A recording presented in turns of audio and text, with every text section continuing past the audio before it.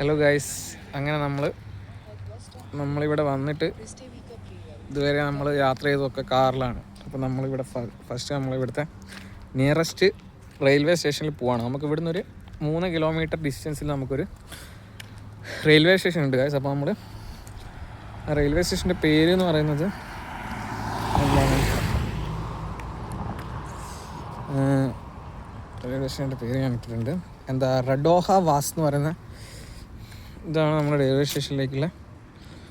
നമുക്ക് ഇവിടുന്ന് 3.2 കിലോമീറ്റർ ഉണ്ട്.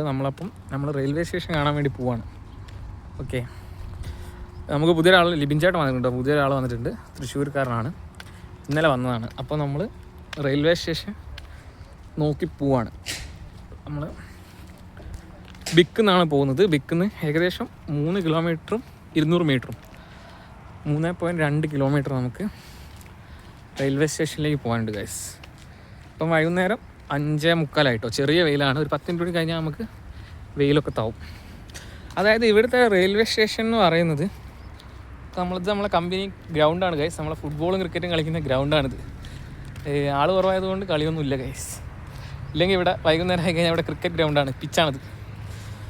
ഓക്കെ, അപ്പോൾ റെയിൽവേ സ്റ്റേഷനെ കുറിച്ച് പറയുകയാണെങ്കിൽ നമുക്ക് വീക്കെൻഡ്സിൽ ശനി ഞായർ ദിവസങ്ങളിൽ നമുക്ക് ട്രെയിൻ ചാർജ് എന്ന് പറയുന്നത് എന്താണ്, ലെസ്സാണ്. അതായത് ട്രെയിനിന് നമ്മളിപ്പം ഇവിടുന്ന് നമുക്ക് ലുബ്ലിയാനയ്ക്ക് പോവുകയാണെങ്കിൽ നമുക്ക് ട്രെയിനിന് ആകെ വരുന്നതെന്ന് പറയുന്നത് €1 ആണ്. നോർമൽ വർക്കിംഗ് ഡേയ്സിൽ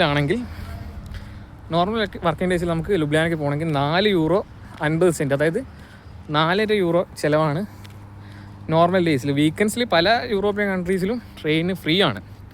പക്ഷേ സ്ലൊവേനിയയിൽ നമുക്കത് കുറയും. €4 എന്നുള്ളത് നമുക്ക് എത്രയായിട്ട് കുറയും, നമുക്ക് €1 കുറഞ്ഞു കിട്ടും. അപ്പോൾ എല്ലാവരും വീക്കെൻഡ്സ് ആകുമ്പോഴാണ് എല്ലാവരും എന്ത് ചെയ്യുക, ഇവിടെ നമ്മൾ കറങ്ങാനും കാര്യങ്ങളൊക്കെ പോവുക. ലുബ്ലിയാനയാണ് നമ്മളെ മെയിൻ സിറ്റി എന്ന് പറയുന്നത് കേട്ടോ. സ്ലൊവേനിയനെ നമ്മളെ ബിക്കുമായിട്ട് ചേർന്നുകൊണ്ടിരിക്കുന്ന മെയിൻ സിറ്റി എന്ന് പറയുന്നത് ലുബ്ലിയാനയാണ്. അപ്പം വീക്കെൻഡ്സിൽ ട്രെയിൻ ട്രെയിൻ നമുക്ക് പൈസ കുറവാണ്. വീക്കെൻഡ്സിൽ മാത്രം നമുക്ക് €1, €1.5 നമുക്ക് ട്രാവൽ ചെയ്യാം. അല്ലാത്ത ദിവസങ്ങളിലാണെങ്കിൽ €4.5 വരും. നമുക്ക് ബസ്സിന് പോകണമെങ്കിൽ നമ്മൾ എന്ത് ചെയ്യണം, നമ്മൾ ആദ്യം ട്രെബഞ്ചയ്ക്ക് പോകണം. ഇവിടുന്ന് ട്രെബഞ്ചേന്ന് ലുബ്ലിയാന പോകണം. പക്ഷേ ഇന്ന് നമ്മളെ മലയാളി പയ്യൻസ് നമുക്ക് പുതിയൊരു ഐറ്റം പരിചയപ്പെടുത്തിയിട്ടുണ്ട്. എന്താണ്, റെൻ്റേ കാർ, അതായത് ഇലക്ട്രിക് കാർ അവൈലബിൾ ആണ് ഇവിടെ. നമ്മളിപ്പോൾ ഇലക്ട്രിക് കാർ എടുത്ത് നമ്മൾ 24 ഹവറിൽ നമുക്ക് 300 കിലോമീറ്റേഴ്സ് പോവാം. അതിന് വെറും ചാർജ് എന്ന് പറയുന്നത് €30 ആണ്. അപ്പോൾ 4 പേരുണ്ടെങ്കിൽ ചെറിയ എമൗണ്ടേ അതിന് വരുള്ളൂ. അത് എടുക്കണമെങ്കിൽ നമ്മൾ ട്രെബഞ്ചേ പോകണം. നമുക്ക് ട്രെബഞ്ചേന്ന് നമുക്ക് എന്ത് ചെയ്യാം, റെൻ്റ് ഔട്ട് ചെയ്യാം. പുതിയ ഇലക്ട്രിക് കാറാണ്, റെൻ്റ് ഔട്ട് ചെയ്യാൻ പറ്റും, നമുക്ക് കിട്ടും. നമുക്ക് അത് എടുത്തിട്ട് നമുക്ക് എന്ത് ചെയ്യാം, 24 ഹവറിൽ നമുക്ക് 300 കിലോമീറ്റേഴ്സ് നമുക്ക് റേഞ്ചിൽ നമുക്ക് യൂസ് ചെയ്യാം. ഓക്കെ, അപ്പം പുതിയ ലിബിൻ ചേട്ടനും ഷിയാബ് ഖാൻ, ചേട്ടൻ,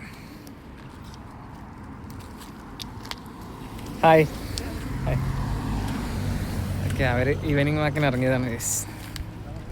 അപ്പോൾ നമ്മളെ പഴയ റൂട്ടിൽ തന്നെയാണ് ഗൈസ്, നമ്മളെ സൂപ്പർ മാർക്കറ്റിലേക്ക് പോകുന്ന റൂട്ട് തന്നെയാണ്. അപ്പം നമുക്കൊരു 3 കിലോമീറ്ററും 3.2 കിലോമീറ്റർ നമുക്ക് നമ്മളെ ബിക്കുന്ന് റെയിൽവേ സ്റ്റേഷനിലേക്ക് പോകാനുണ്ട്. നമ്മൾ സാവധാനം അങ്ങനെ നടക്കുകയാണ്. അതേ മുന്തിരി കള്ളന്മാർ മുന്തിരി കട്ടു ഗൈസ്. ഇത് പുറത്തേക്ക് നോക്കാൻ നമുക്ക് പറിക്കാം കേട്ടോ, അതിനൊന്നും പ്രശ്നമില്ല. വീടിൻ്റെ കോമ്പൗണ്ടൊന്നും പറിക്കാൻ പാടില്ലെന്നാണ്. പുറത്തുള്ള മുന്തിരി നമുക്ക് പറിക്കാം, അതിന് പ്രശ്നമൊന്നുമില്ല. ഓക്കേ, വെയിലൊക്കെ പോയിട്ടോ ഗൈസ്.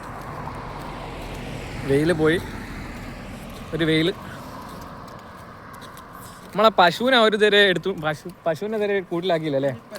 ഒരു സമയമാകുമ്പോൾ അവരെന്ത് ചെയ്യുന്നു വെച്ചാൽ ഈ പശുവിനെ അവരെ കോമ്പൗണ്ടിലേക്ക് കയറ്റി കിട്ടോ ഗൈസ്. പശുവിനെ നിങ്ങൾ കാണുന്നുണ്ടോ അറിയില്ല. ഡെഡ് ബൈക്ക്, അതിനെന്താ പറയുക, എന്ത് ബൈക്ക് എന്ന് പറയാം, നമ്മൾ കഴിഞ്ഞ ദിവസം നമ്മൾ കണ്ടു ഒരച്ഛനും മോനൂടി വന്ന് എന്ത് ചെയ്തു, ആ എല്ലാ പശുവിനും അവരെ കോമ്പൗണ്ടിൻ്റെ ഉള്ളിലേക്ക് കൊണ്ടുപോയി ഗൈസ്. ഓക്കെ, അങ്ങനെ നമ്മളിങ്ങനെ നടക്കുകയാണ്. റെയിൽവേ സ്റ്റേഷൻ ലക്ഷ്യമാക്കി നമ്മൾ നടക്കുക ഗൈസ്.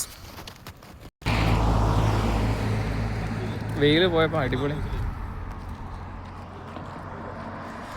മനുവായിട്ട് പറഞ്ഞു കൊടുക്കുന്നുണ്ട്, ഈ പശുവിനൊക്കെ അവരെന്താ ചെയ്യാന്ന് വെച്ചാൽ ഇവിടുത്തെ പശുവിനെ അവരൊരു സമയമാകുമ്പോൾ അവരെ ഒരു വൈകുന്നേരത്തെ സമയമാകുമ്പോൾ അവരെന്ത് ചെയ്യും, ഒരാൾ വന്ന് എല്ലാത്തിനെയും അവരെ കോമ്പൗണ്ടിലേക്ക് തെളിക്കും. പശു പറഞ്ഞാൽ കറക്റ്റ് മനസ്സിലാവും കേട്ടോ. പശു കറക്റ്റ് കോമ്പൗണ്ട് കയറ്റും അവർ ഒരു സമയമാകുമ്പോൾ. ഓക്കെ, അപ്പോൾ അങ്ങനെ നമ്മൾ റെയിൽവേ സ്റ്റേഷൻ ലക്ഷ്യമാക്കി നടക്കുകയാണ് ഗൈസ്. നമ്മൾ 4 പേരുണ്ട് കേട്ടോ. പുതിയൊരാൾ വന്നിട്ടുണ്ട്, ലിബിൻ ചേട്ടൻ ഫ്രം തൃശ്ശൂർ. മുന്നിൽ വനേട്ടൻ, ലിബിൻ ചേട്ടൻ, ഷിയാബ് ക, ഫോട്ടോഗ്രാഫർ അജിൻജിത്ത്.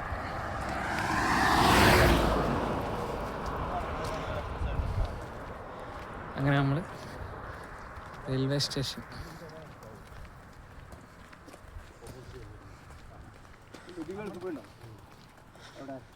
ഇതൊരു വിളവെടുത്താണ് ഗൈസ്.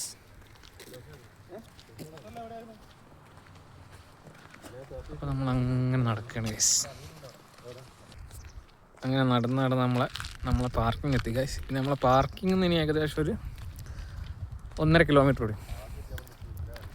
ഓക്കെ, നമ്മളെ പാർക്കിങ്ങിൻ്റെ അടുത്തുള്ള നല്ല ലൈറ്റിംഗ് ഒക്കെ മാറി വന്നു ഗൈസ്.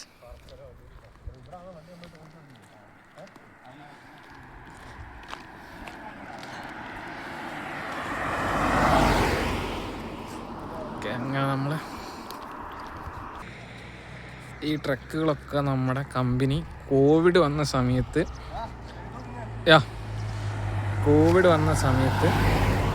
ഈ ട്രക്കുകളൊക്കെ സ്റ്റക്കായി പോയതാണ്. ഇപ്പം കമ്പനി തിരിച്ച് ഓരോ ട്രക്കും റിപ്പയർ ചെയ്ത് റോഡിൽ ഇറക്കിക്കൊണ്ടിരിക്കുകയാണ്.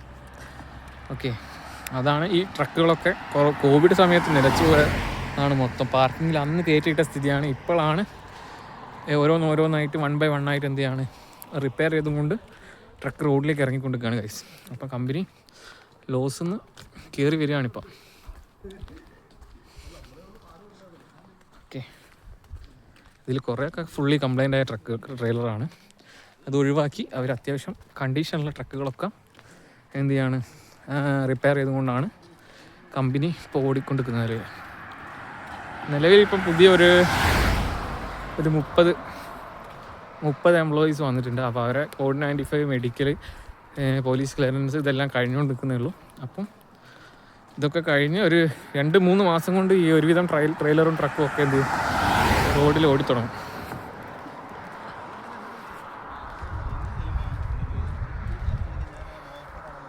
ചേട്ടൻ എന്തോ പറയുന്നുണ്ട്.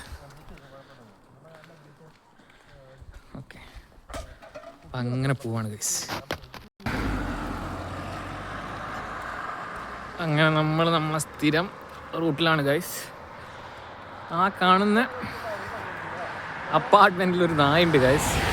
അവർക്കൊക്കെ നായിനെ പേടിയാണ് ഗൈസ്. പക്ഷേ ഇവിടെ നായി കടിച്ച ഒരു ഹ്യൂജ് എമൗണ്ട് നമുക്ക് ഇങ്ങോട്ട് കിട്ടും. നായി കടിക്കാൻ വേണ്ടി പറയല്ല, പക്ഷേ അങ്ങനൊരു നിയമമുണ്ട്. അതായത് നിങ്ങളപ്പോൾ ഒരു വീട്ടിൽ നായി കടിക്കുകയാണെങ്കിൽ നിങ്ങൾക്കൊരു, എനിക്ക് തോന്നുന്നു നിങ്ങൾ 4 മാസത്തെ സാലറി ഒക്കെ എന്ത് ചെയ്യും ഒരുമിച്ച് നിങ്ങൾക്ക് അവർ കോമ്പൻസേഷനായിട്ട് തരും. അപ്പോൾ കമ്പനി എന്നൊക്കെ എല്ലാവരും തമാശക്ക് പറയും, ഒരു നായി കടിച്ചാൽ 5 മാസത്തേക്കുള്ള സാലറി കോമ്പൻസേഷൻ കിട്ടും ഗൈസ്. അതൊക്കെ ഇവിടുത്തെ നിയമം അങ്ങനെയാണ്. നമ്മൾ നായിനെ വളർത്തുകയാണെങ്കിൽ കാര്യങ്ങളൊക്കെ ഭയങ്കര പ്രിക്കോഷൻസും കാര്യങ്ങളും ഉണ്ട്. അതായത് നമുക്ക് അതിൻ്റെ ഉത്തരവാദിത്തമുണ്ട്. നിങ്ങളിപ്പോൾ ഒരു പെറ്റിനെ രജിസ്ട്രേഷൻ കാര്യങ്ങൾ, വാക്സിനേഷൻ എല്ലാം ചെയ്യണം.